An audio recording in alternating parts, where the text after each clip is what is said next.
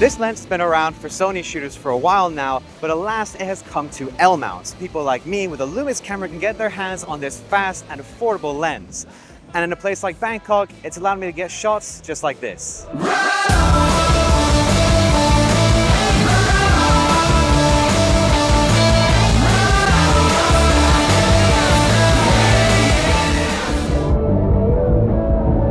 Alright, disclaimer time. TTArtisans did send me this lens to review to make this video, but they have no say in what I'm saying to you guys. They have no say in how I talk about this lens. You guys are seeing it first before they do, as always, and everything is my own opinion. And with that, let's get into the video.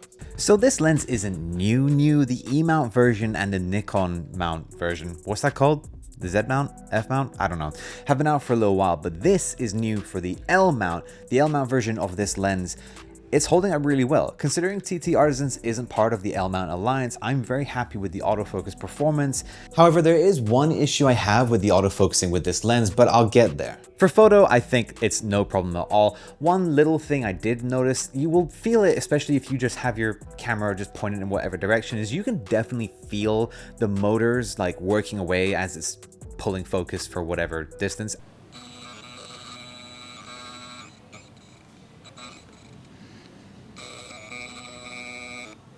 And it was a little, like, it threw me a little bit because I was like, oh, what's my camera doing? Like, is it breaking or something? But no, it's just the lens. So, you know, it's something that just comes with it being a cheaper lens, I think, and it doesn't really affect anything about the image quality. So for $199, what do you get? Well, you basically just get a solid lens. The look out of this lens is very, very nice. I'm enjoying the characteristics out of it. I'd say the look you get out of this lens is pretty standard. It does a good job creating a good looking image. I would say it leans towards more of a cleaner looking shot. You have an aperture ring and a focus ring, and that is it. You don't get anything else. There's no other buttons or dials, and whether or not that's a con to you, it kind of depends on what you want out of your lens. I personally am used to having a manual or autofocus dial switch on the lens just to make it really quick and easy to switch between manual or autofocus. That's because whenever I'm using my S9, there isn't a quick toggle to change from manual to autofocus and vice versa.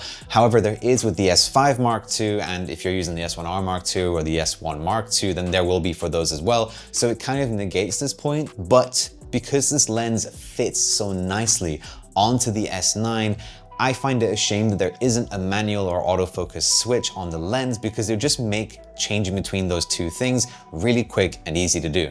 You know, let's touch on form factor real quick, because the size of this lens compared to other lenses that I throw onto my S9, this is a nice and comfortable size. I'd say it's just maybe a teensy bit smaller than the f1.8 primes that Lumix came out with, and I'm really enjoying that because this feels like it belongs on the S9. The S9 is a very pocketable, small full-frame camera, and I use the term pocketable loosely because, well, it can fit in your jacket pocket, not maybe your skinny jeans pocket.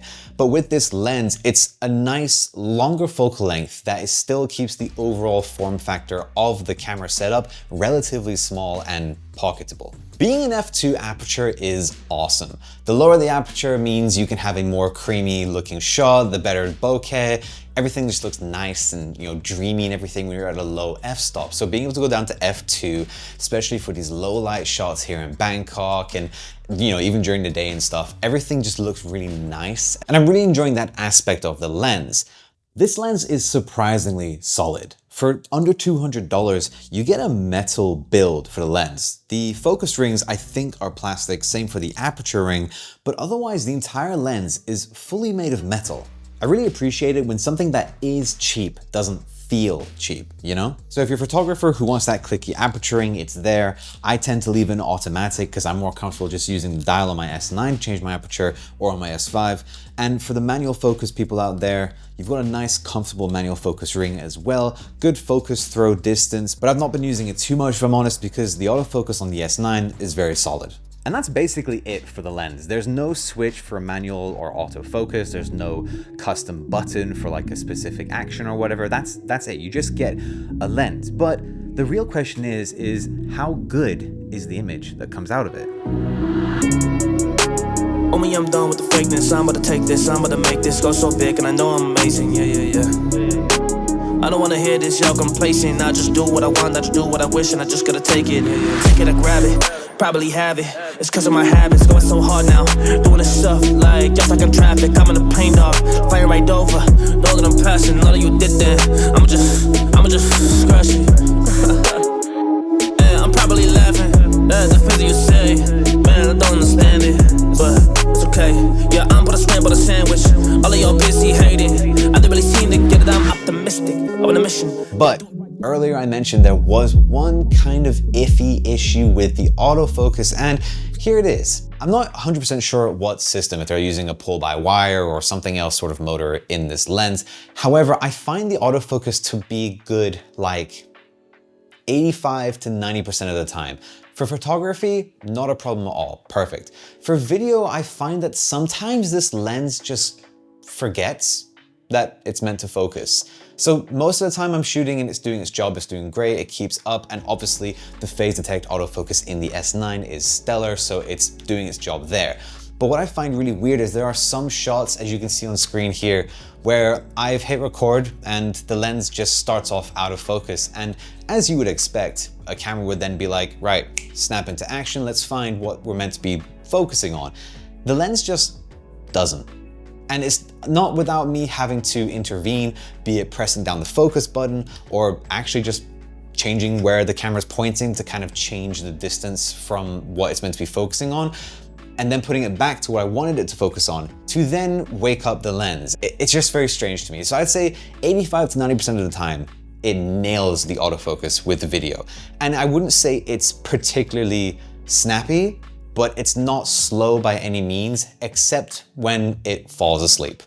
So that's kind of a weird quirk. However, it's fair to point out that the lens cap for the 75mm has a USB-C port, which means you can do firmware updates down the line. So perhaps this is something that will get fixed, and I'm hopeful.